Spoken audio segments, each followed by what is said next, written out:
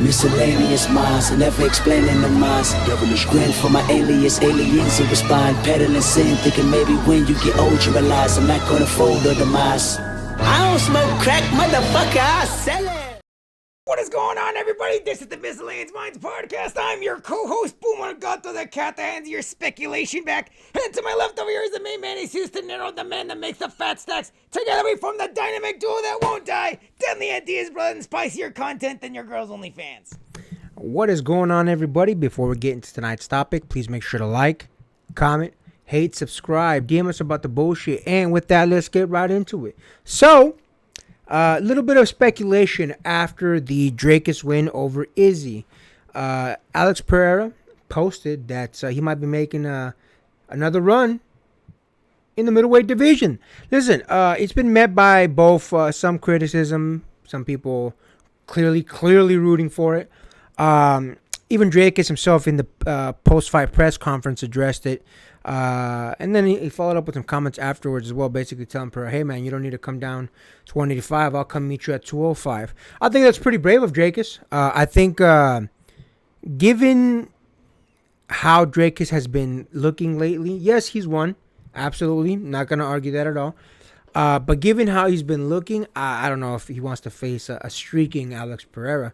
I feel like Alex Periera, as of right now, has been looking extremely dominant in all of his fights. To the point where man's not even taking any real damage. He's going in there, he's getting some pretty quick dubs, and then he's, leaving, cashing out. So with that being said, listen, I'll be honest, I don't think Dracus, if it were to happen, I don't think Dracus stands a whole lot of chance unless the only thing he does is go for the takedown. That's the only way that he stands any sort of chance. This whole thing that he's been doing with the Sean Stricklands of the world, the Izzy's of the world, where he tries to fight them on their feet. It's not going to happen, man. Now with someone as high a level of a striker as Alex Periera. Listen, I think that I know it's a long shot. I'd much rather see Alex first defend his title against Ankalaev. That's the one thing, especially because Ankalaev's a wrestler, so it'd be like a true test of Alex's skills. But after he does that, I'd rather him go up to heavyweight and fight like a Tom Aspinall or something like that. The reason I say this is, look, man, you conquered middleweight. Clearly, you fought the who's who in that division. Obviously, you fought Izzy twice, fought Sean Strickland. You fought more than a few people in that division. So I think your work there is done. Again, you defended your title a couple times. I think your work there is done. I think you should defend a couple more times at light heavyweight. And then after that, see if you can hang with the big boys. Per a lot of what people say, he walks around generally around the 225, when he's not cutting weight. That's heavyweight. So why not? Why not make that run?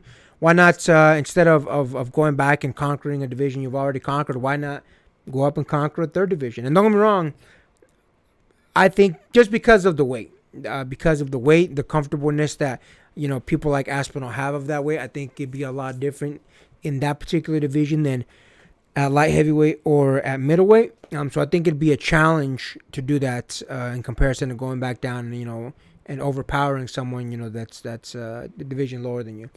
So I'm not against it. I'm not saying don't do it. If I had my choice, my preference would be for him to defend his title against Ankalaev, maybe one more defense after that. And then after that, then go up to heavyweight, see if you can make a crack at that interim title, since at this point, Aspinall is just basically waiting for, the retirement of John Jones and Miocic. So listen, I'm not against it, but I think there's more important things to do. But listen, if it happens, it happens. I'll definitely tune in. It'll be interesting. A fight between Alex Periera and Dracus, it would be a fight to watch.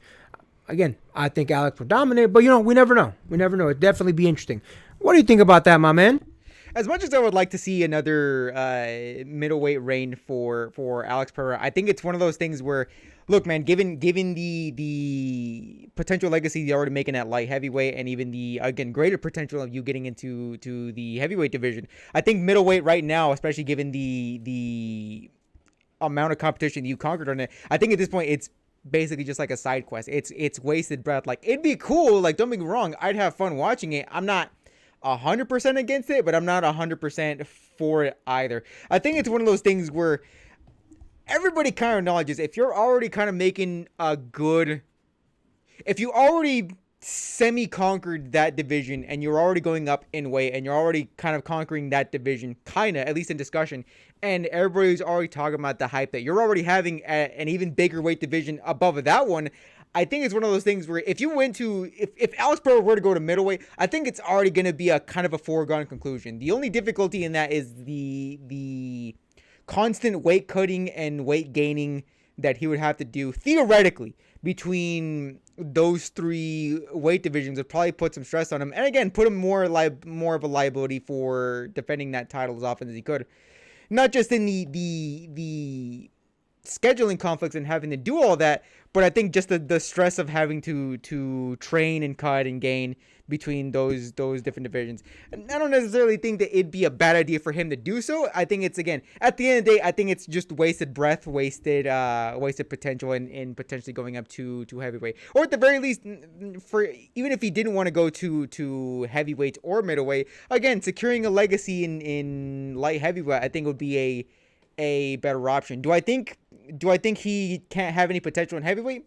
By no means. Like, if he wants to go to heavyweight, I'm actually 100% for that. But let's not 100% discount the potential legacy that he can have at light heavyweight. Like, there's already been two.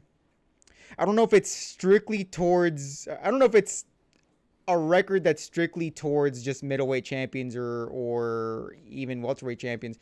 But I mean, maybe there's a defense streak that he can beat at light heavyweight champions. I know there's a lot of people in the light heavyweight division that he could easily etch his name into the echelons of their to have your name be in the same rank as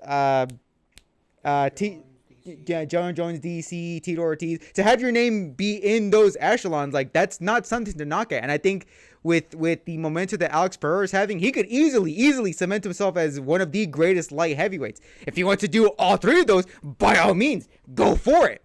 But let's not discount the potential greatness that he can do at the light heavyweight division, which I feel like even the fans are kind of discounting that because they're kind of seeing the light heavyweight division, at least for him right now, as a bit of a middle ground between what could potentially be even greater at heavyweight.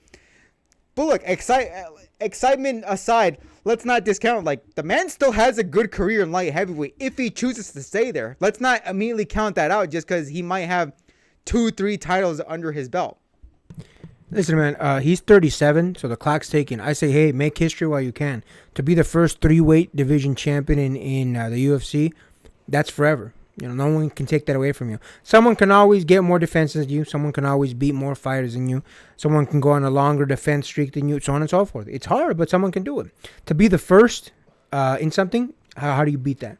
He was the first. So I say defend your title twice at light heavyweight, then go on up to heavyweight and see if you can make a crack at it. Whether it's I mean, if I'm being honest, it's probably gonna be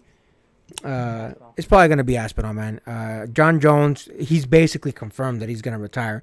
Recent statements, he basically said, "Oh, you know, if the UFC made me an offer I couldn't refuse, then I'd fight maybe an Aspinall or something." So essentially, he's saying after this, with Miocic, I'm probably out. And listen, Miocic is already an old man, and I say that with all respect in the world because he's one of the greatest heavyweight champions in UFC history. But they're both probably going to retire after this match, so let's call it what it is. So the reality is, it would probably be against Tom Aspinall, which I think he can definitely beat Tom Aspinall. Don't get me wrong, if Tom Aspinall tries to wrestle the man, I think it would be a tough night for Periera. But Aspinall's bullheaded enough to try and strike with the man, and I don't think Aspinall's striking is on the same level as Periera. I'm not saying that I don't think he couldn't win him, but it'd be more of a fight if they stood on the feet. Listen, it's interesting. I think the man should go out to heavyweight, but again, defend twice in your division. Definitely fight Ankalaev next because he deserves a shot. And then, whoever else the UFC puts in front of you, fight them, and then say, hey, I'm going up to heavyweight. And then make a run there. Same thing I'd say, if you win the title, defend against maybe two people, and then, hey, maybe at that point, call it a career, man. Shit, you've conquered 2 weight classes in a different organization. You've now conquered 2 weight classes in the UFC. Potentially a third with this. Shit, why not? Call it a day after that. Go down as one of the greatest, if not the greatest, because he would literally be the first. it'll be interesting. We'll see how it goes. Again, right now it's just all speculation, so there's nothing for sure what he's doing. To be honest with you, I don't know if Dana White would really be for him going back down to middleweight. I think Dana White would want him to defend a couple times in his weight and then maybe make a run at heavyweight, because I think it'd be more. I think more people would tune in for that. But listen, it'll be interesting. We'll see how it goes. We'll keep you guys updated. And with that, make sure to like, comment, hate, subscribe, DM us about the bullshit, and Next time, get rest and stay blessed. We'll see you on the next one.